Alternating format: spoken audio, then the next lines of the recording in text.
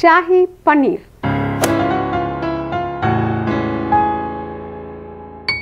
Hi, hello, வணக்கம். Dosa to pizza உங்களை அன்புடன் வரவேற்கிறது. நான் Cashews ஜெயக்குமார். அருமையான ஷாஹி பன்னீர் எப்படி பண்ணுறதுன்னு பார்க்கலாம்.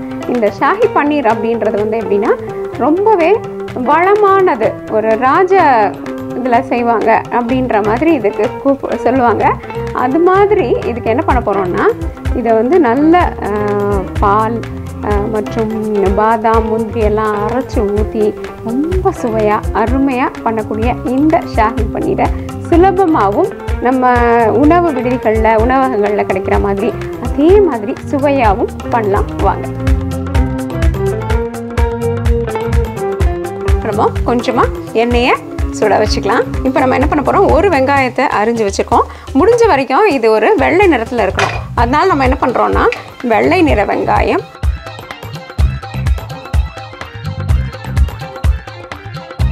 இந்த பாதாம் மற்றும் முந்திரி பருப்பு என்ன பண்ணியிருக்கோம்னா கொஞ்சம் வெந்நீரில் ஊற வச்சுருக்கோம். அதே மாதிரி இந்த சூரியகாந்தி பூவின் விதைகள் இருக்குது, இந்த விதைகளையும் நம்ம தண்ணீரில் ஊற வச்சு எடுத்துக்கலாம். இப்போ நம்ம அங்கே ஒரு முக்கியமான குறிப்பு பார்க்கணும். இதனுடைய நிறம் மாற்றம் ஏற்பட்டு இதில் வந்து கருப்பு நிறம் அந்த மாதிரி ஒரு நிறம் வரக்கூடாது. அதனால் நம்ம என்ன பண்ணலான்னா கொஞ்சம் கைவிடாமல் ஒரு 2 நிமிஷம் வதக்கி விட்டிங்கன்னா மெத்து ஆகிடும். இந்த சிறிய துண்டு பூண்டு, சிறிய துண்டு இஞ்சி அதையும் இதில் போட்டுடலாம்.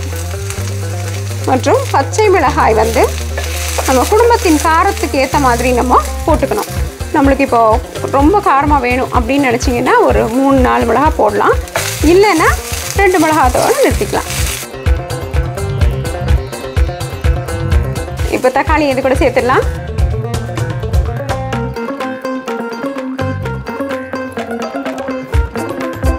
இப்போது இது நல்லா வெந்துடுச்சு. இப்போ என்ன பண்ணலான்னா சிறிது நேரம் எடுத்து அப்படி வச்சு ஆற விட்டுடலாம். ஆறினதுக்கப்புறம் நம்ம மிக்ஸி ஜாரில் போட்டு அரைச்சிக்கலாம். இப்போ இன்னொரு வானலியை நம்ம பன்னீர் சமைக்க போகிற வானலியை எடுத்து அடுப்பில் வச்சுக்கலாம். சிறிது எண்ணெய் அல்லது நெய் ஊற்றிக்கலாம். முதல்ல இந்த பன்னீர் துண்டுகளை லேசாக வறுத்து எடுத்துக்கலாம். அது என்ன ஆகும், எதுக்காக வறுக்கணும், வறுக்காமலே உபயோகப்படுத்தலாம். ஆனால் ஏன் லேசாக வறுக்கிறோன்னா, நம்ம வீட்டில் பண்ணும்பொழுது என்ன ஆகும்னா, நம்ம அப்படியே கொஞ்சம் நேரம் ஆற விட்டுட்டு அதுக்கப்புறம் மத்தியானம் சமைச்சதை சாயந்தரம் கூட சாப்பிடுவோம். அப்படி சாப்பிடும்பொழுது இந்த பன்னீர் துண்டுகள் வந்து நல்ல மெத்துன்னே இருக்கும். அந்த மெத்துன்னு இருக்கிறத கொஞ்சம் நேரம் தக்க வச்சுக்கிறதுக்காக தான் நம்ம லேசாக வறுத்து எடுத்துக்கிறோம். இப்போ நம்ம பன்னீர் லேசாக வறுபட்டுடுச்சு. இப்போ இதை எடுத்து நம்ம அந்த பக்கமாக வச்சிடலாம். திராட்சை பழங்கள் பிடிச்சிருந்தவங்க உலர்ந்து திராட்சை கொஞ்சம் போட்டு வறுத்து எடுத்துக்கலாம். பிடிக்கலன்னா நம்ம இதை விட்டுடலாம். இதை பற்றி நம்ம தேவையான பொருட்களில் குறிப்பிட்டு காமிக்கல, ஏன்னா இது ஒரு இனிப்பு சுவை கொடுக்கும். இனிப்பு சுவை எல்லாருக்கும் பிடிக்கும்னு இல்லை, பிடிச்சவங்க போட்டுக்கலாம், பிடிக்காதவங்க விட்டுடலாம். இப்போ நம்ம சோம்பு, கிராம்பு, மட்டம், அன்னாசி மொக்கு போன்ற மசாலா பொருட்கள் உங்களுக்கு பிடிச்சதா 1-2 இதில் போட்டுக்கலாம். போட்டு லேசாக வறுத்துக்கோங்க. வறுத்தோன்னே நம்ம அரைத்த விழுதை இதில் போட்டுடணும். இப்போ முதல்ல நம்ம முந்திரி மற்றும் நம்மளுடைய சூரியகாந்தி விதைகளை அரைச்சிடலாம். இந்த விழுது நல்லா மையாக அரைக்கப்பட்ட ஒரு விழுதாக இருக்குது. இதை நம்ம வச்சிடலாம். இப்போ நம்ம இது நல்லா ஆறிடுச்சு. இது நம்மளுடைய மிக்சர் ஜாருக்கு மாற்றலாம். இப்போ நம்மக்கிட்ட அருமையாக வெங்காயம் மற்றும் தக்காளி அரைந்த விழுது இருக்குது. இப்போ நம்ம பாத்திரத்துக்கு மாற்றிடலாம்.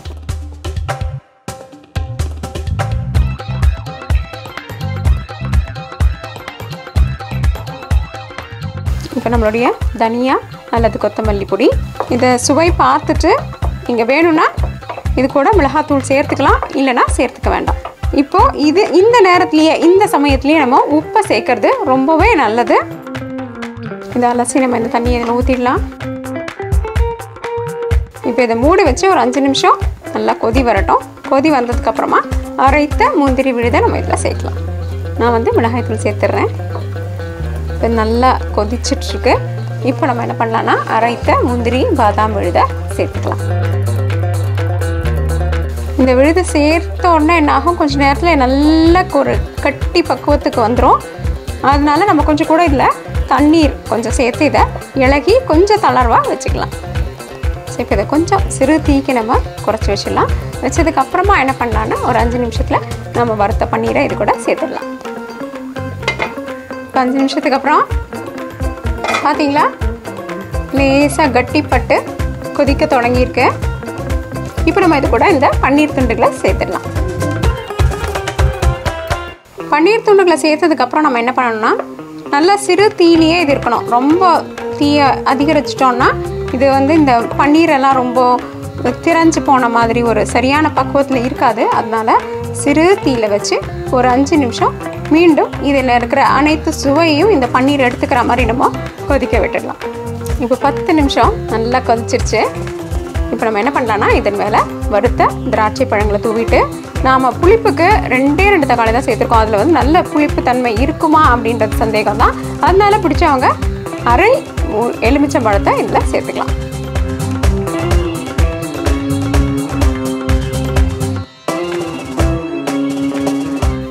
இதன் மேலே நம்ம கொஞ்சம் பால் சேர்த்துக்கிட்டிங்கன்னா இன்னுமே இதனுடைய சுவை நல்லா இருக்கும். ஆனால் நான் போடல, அது நம்மளுக்கு பிடிச்சிருந்தா பாலையும் சேர்த்து இதை இன்னும் கூட நல்லா ஆக்கிக்கலாம். சுவையான ஷாஹி பன்னீர் பரிமாறுவதற்கு தயார். என்ன நண்பர்களே, அருமையான இந்த ஷாஹி பன்னீர் எப்படி பண்ணுறதுன்னு பார்த்தீங்க இல்லையா? இது ரொம்பவே சுவையானதாகவும் இருக்கும். நிச்சயமாக செய்து பாருங்கள், எல்லாரும் விரும்பி சாப்பிடுவாங்க.